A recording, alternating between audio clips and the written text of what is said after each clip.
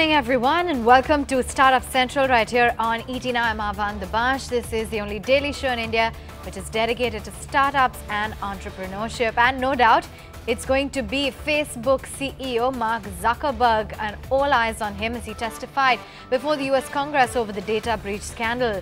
He answered quite a few tough questions during the 5-hour grilling on data privacy, data mining, Russia's influence in the US elections, as well as the role of Cambridge Analytica. The social giant CEO acknowledged that it was his mistake and he didn't do enough to prevent those tools from being used for harm. He mentioned that his company is now better equipped to combat election meddling, and they will employ 20,000 security workers by 2018 end. The Facebook CEO said he is confident that they will handle the upcoming US midterm polls and elections in India and Brazil fairly well. On the Cambridge Analytica scandal, Zuckerberg said that they are still investigating what exactly happened and will try to ensure that this will not be repeated ever. The company has begun thorough investigations of every single app on the platform, and they will step up the audit procedure in order to take more proactive steps. In fact, the Facebook CEO faced US lawmakers for over 5 hours yesterday over the Cambridge Analytica scandal. He faced a range of questions from the interference in the elections to hate speech as to whether Facebook will be open to more regulation or not. Spring on board Chandra Srikanth as well as Rahul Dayama, who join in to analyze that speech in greater detail. Chandra, it seems like Mark Zuckerberg answered and measured up to those questions in a fairly concrete manner. Were enough solutions provided, though, at the end of day one remains a big question. So if you look at Zuckerberg's testimony, in the run-up, there were a lot of reports that he's being intensely coached to face all these senators, and that clearly came through in his body language yesterday because it was clearly a very prepared, careful statement that he gave. He really weighed his words even when some senators tried to corner him. And in fact, there was a picture that went viral that had detailed notes that he'd received from his team on various issues. So it was a very careful, measured Zuckerberg. He didn't really break into a sweat. He perhaps paused at a few instances when, questions became tough. He kept saying, let me get my team to, help you with these queries. But broadly, even if you look at the tone of questioning from senators, while a few of them did press him on key issues such as foreign interference, hate speech, as well as the kind of regulation that he would like to see. Broadly, it seemed like the senators themselves were trying to figure out Facebook and the technology driving it, and Zuckerberg really leveraged that to launch into an explanation. But I think what is concerning is the amount of things that Mark Zuckerberg doesn't know about Facebook himself, vis-a-vis the number of things he knows. It almost makes you think that it's become so huge, almost like a Frankenstein monster. You don't know what it will throw up, though he has said that they are hiring 20,000 people for security review, for content review. He's also said that he will ensure that the mistake they made with Russia in terms of election interference will not be repeated. But it really remains to be seen how much Zuckerberg can control technically in Facebook. It's a behemoth today with 2 billion users, lot of content going through. Importantly, when it comes to regulation, he was asked a number of times if he will be comfortable with a European style regulation in the US. He did not commit to that. Remember, this was just day one of the testimony. Day two is later tonight. So at the end of 2 days, we'll really have to wait and see if there will be a tangible outcome. Thanks for that, Rahul. Let's take it across to you. While Zuckerberg briefly spoke about India in the context of the elections, what exactly is the larger reading for India from this testimony? India definitely found a mention because of the upcoming general elections, really. And as Chandra has also mentioned, he spoke about employing about 20,000 people by the end of this year to weed out fake news. Also several AI tools, and the fact that they'll closely verify every political ad that really goes on Facebook. Remember, there is a lot of propaganda, political propaganda happening on social media websites. That's really a known fact. So Facebook will have to really really do a lot more to ensure that the case that they had in US does not really repeat here in India. That's something that he's mentioned. But as far as the privacy law in India itself is concerned, there is no clear framework about how data is supposed to be processed and stored. You, of course, have the Indian IT Act of 20,000, which has some provisions dealing with how data should not be misused without prior information. But everyone will be closely watching out for the draft law by the Shri Krishna committee that is really working on a privacy law, with US lawmakers looking at a larger regulatory framework for Facebook. The Indian government will be closely watching this and really looking at if they can implicate something like that here in India. We'll have to wait and watch out how that pans out. But for now, close eyes on what Facebook will really do to ensure they don't repeat the incident here in India. All right, we'll let you go on that note. Thanks very much, both Chandra as well as Rahul, for giving us an insight as to what the India angle was and how Mark Zuckerberg really fielded all of those questions. In fact, let's discuss this in more detail right now. We've got two guests joining in on the show with us. We have Vivek Vadva, tech entrepreneur, joining in, as well as Vidushi Malda, legal researcher, tech and policy. Great to have you both on the show. I'm going to come to you first, Vivek. What have been your key takeaways from Mark Zuckerberg's testimony? Did he field the questions well, according to you? I think that Mark Zuckerberg did a fantastic job of answering the questions. That he was articulate, he was respectful, and he really, stood his ground against the people who were grilling him in this congressional testimony. And other than that, Vivek, in the run-up, a lot of said was how, a lot of talk was about how he was being coached. What do you think his body language suggests? Was he being perhaps a little too careful in some parts, according to you?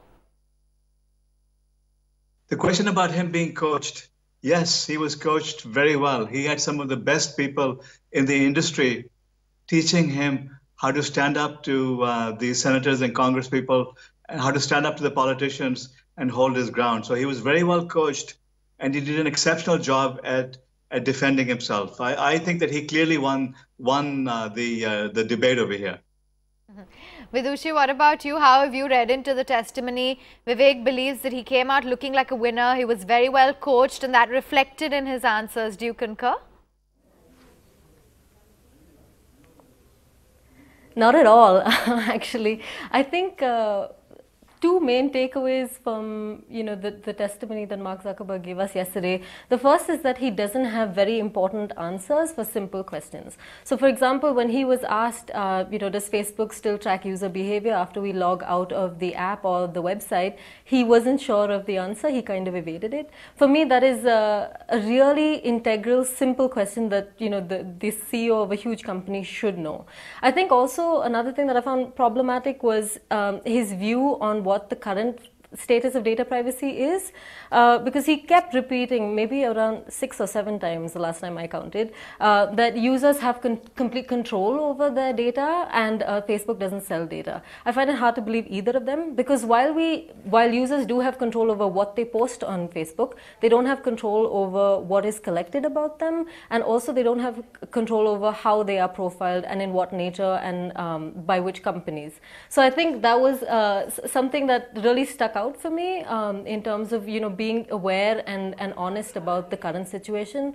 And the second thing was this repeated reference to AI fixing everything. I think that also points to this techno-utopianism that AI will fix everything, whereas research that is ongoing shows that using automated content moderation or automated filtering of social media feeds is actually detrimental to human rights. It's detrimental to the freedom of expression, to privacy, and it also marginalizes a lot of voices that actually need a platform like Facebook. So you weren't convinced by that speech at all, Vidushi. So give us a sense as to what you would have liked to hear, because yes, he did, as you said, speak a lot about these AI tools tackling the problem.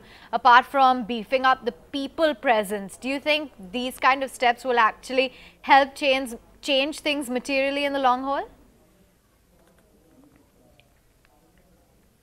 I don't, simply because, like I said, research has shown that using AI, say for example, to deal with hate speech or to deal with fake news is actually not the best way to go about it, because AI that we have now, in the form of artificial narrow intelligence, doesn't understand context as we would like it to, which means that it trains on data that, is filled with the majority, of course, meaning that these systems don't understand minority voices as well, which will, then create this sort of vicious circle of the majority voices being amplified and minority voices being suppressed.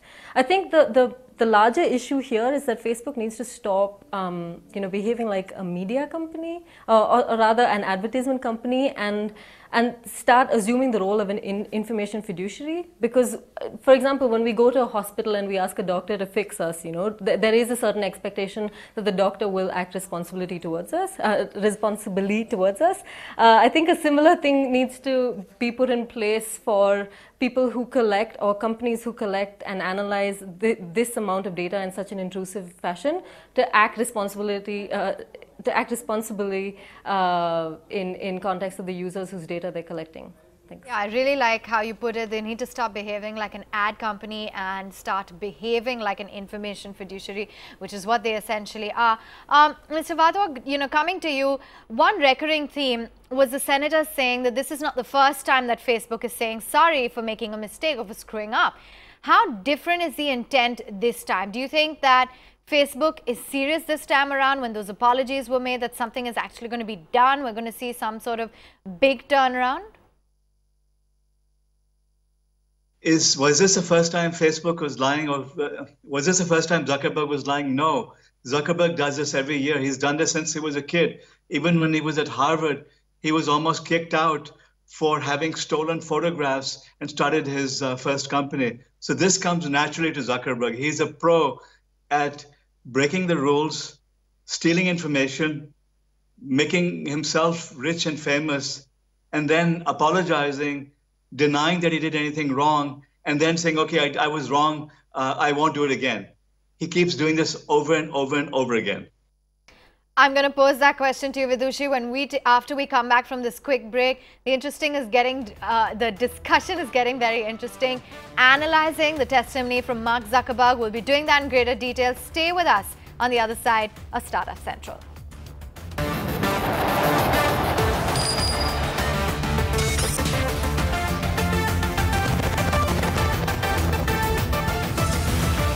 Welcome back. We're talking about Mark Zuckerberg's US congressional testimony, in conversation currently with Vivek Wadhwa, and we also have with us Vidushi Marda.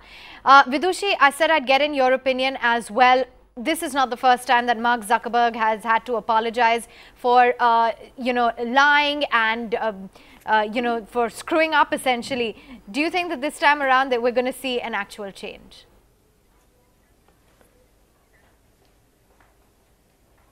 Yeah, well, I think if you look at the trajectory of how Facebook has acted over the last 10 years, you will find that, there have been many instances where Mark Zuckerberg has profusely apologized for his company and said that things will change. I think the only thing that is different now is that there's a lot more pressure, that, the company's acts now have repercussions in politics, which do tend to make things move quicker than others. But at this point, I think we'll only know when we know. The problem that Facebook is facing now is not an easy one, and so this will have a lot to do with regulation as well. If we have the correct regulation in place, then Facebook won't be able to. I mean, Facebook will not have a choice when it comes to complying and making a change. Sorry. Okay. Mr. Wadhwa, Zuckerberg has also said that one version of Facebook will always be free. Does that mean that he is open to a paid version where users pay in order to protect their data from getting monetized? As far as the question about a version of Facebook being free, I think Zuckerberg left the option open to have an ad-free version. For example, YouTube Red, in the United States at least, you can pay $10 a month and get a free version, get an ad-free version of YouTube. I won't be surprised if they have a version of Facebook which doesn't give you the same propaganda that the current version does, that mines your data less than the other version does. So it's entirely possible that they have a paid version of Facebook for the rich. In India, I think you can forget it. that Indians are less concerned about privacy than Americans are. And I think Zuckerberg and Facebook are going to get away with murder over there, especially because everyone uses WhatsApp and they don't seem to understand the implications of the privacy theft that's happening from Facebook and WhatsApp. So I'm not optimistic that there will be much improvement because Zuckerberg was able to defend himself so wisely against the government. Vidushi, if Facebook introduces a paid version where users pay in order to guarantee their privacy, will that find takers, especially in a market like India?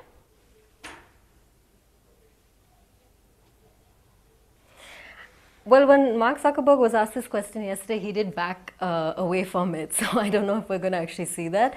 If in the unlikely case that it does happen, I think it would only be a privileged few who are actually willing to pay for it.